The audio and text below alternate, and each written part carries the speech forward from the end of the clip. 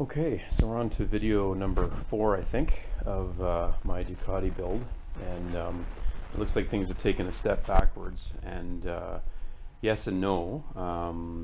We'll start off with the frame. So what's finally happened is that the last pieces of the parts I've needed have come in. Well, again, not all of them, but most of them in terms of the suspension piece. So I was looking for this rocker and rod combinations. So this is an adjustable rod. This is a rocker from 848, 1098, and so here's the biggest step in making this all work. And here's where I'm going to be honest, and I'm going to farm out the fabrication work and certainly the welding work, because basically one immediately dovetails into the other. To my local TIG welding guru, Brent at Ironcraft Fabrications. So the unfortunate thing is that so this is the shock, and I've just got it, temporarily set into the swing arm. The rocker here doesn't line up with the mounts, so this here does slot perfectly into this, and the bolt works in the whole 9 yards. It's just that this needs to be moved over to accommodate where the shock fits in the swing arm. And the situation is, we're not welding into tempered aluminum, like this is basic either 1020 or 4130 steel. So the key thing is to get the measurements right. So the bolt has to be in the same orientation across here, but it's kind of like an order of operations issue, in that I would, depending on what design we come up with, whether we recreate this on this side here, or we come up with two welded and fabricated brackets, we'll see. But how this hole orients with this hole, and then moved over to the right by what looks like 2 or 3 inches is the key measurement. So I haven't cut anything off. I've made some initial marks here to set in some tubing. I've bought 2 1-foot lengths of tubing from Aircraft Spruce. So this is proper 4130 aircraft quality tubing, maybe even better quality than what's in here.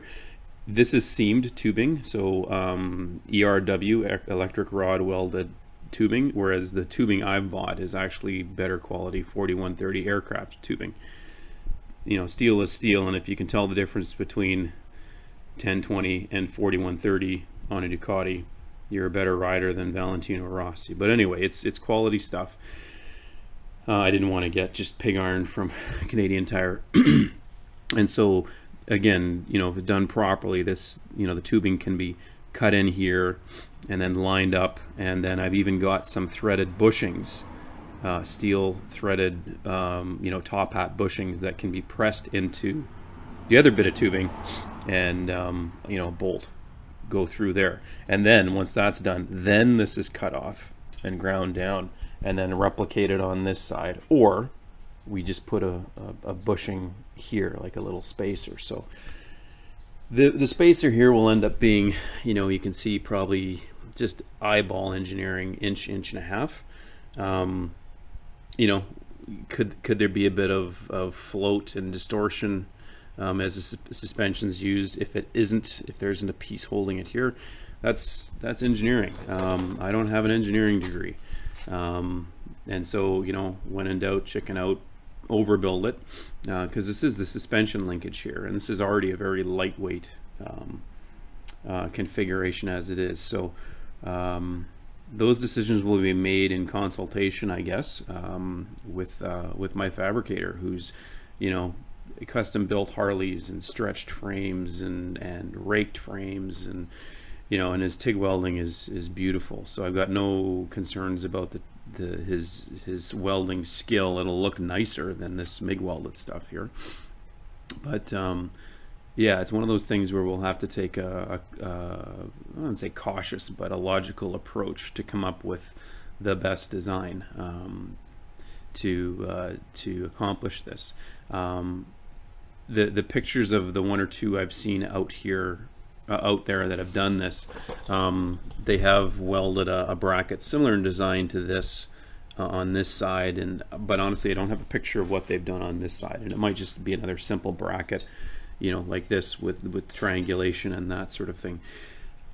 It would be lovely if we could somehow reutilize this bracket, cut it off, and then flip it around and then use it on this side, but I can't see that happening very well. The huge MIG join right here will end up with not enough material. Once you cut it there, it's going to not sit properly onto the tube, so it's probably better to start from scratch. This looks like to be, you know, 120 wall. This is a pressed piece, and then there's a bushing MIG'd in here as well, so you know, just so you get some thickness and some shoulder there. Anyway, so what'll likely happen is hopefully I've got a day coming up next week where I'll have some time during the work week, and I'll just take the whole kit and caboodle to my guy. I've got some sketches. I'll have some of the material for him to play with, and leave it with him to think about. Still waiting on the Ducati Omaha order of these little, you know, bolts and that sort of thing. So this is just temporary. This is just an extra long 10mm Ducati engine bolt that I had lying around, and that is just holding that in there, but there's a proper bolt that goes in there in that particular swing arm.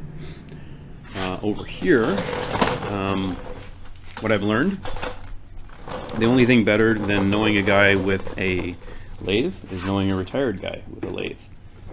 So here is the original 675 steering stem, which was about 14mm too short, and this is the new one that he's machined for me, and it's identical, just a bit longer. And so I've already test fitted it into the Ducati frame there, and it's perfect.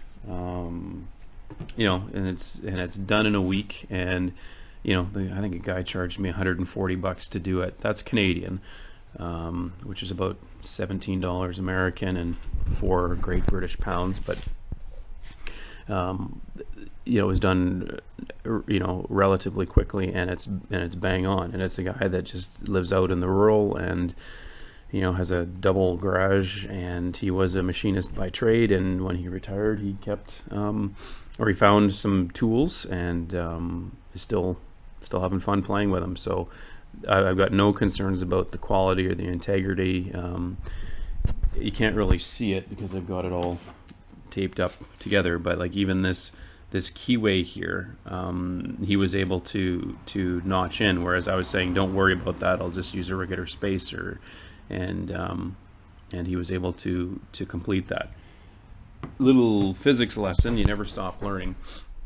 When I went to pick it up, all of these pieces were still disassembled. I thought when I would pick it up he'd already pressed the stem into the lower triple and maybe even seated the bearing, but he didn't. And so we talked about how to best do that. I don't have a press of any sort in my garage here, but you know, it's physics. I understand when you heat something up it expands, and when you cool something down it contracts, and its impact on certain metals and you know, be it steel or aluminum or other alloys, varies.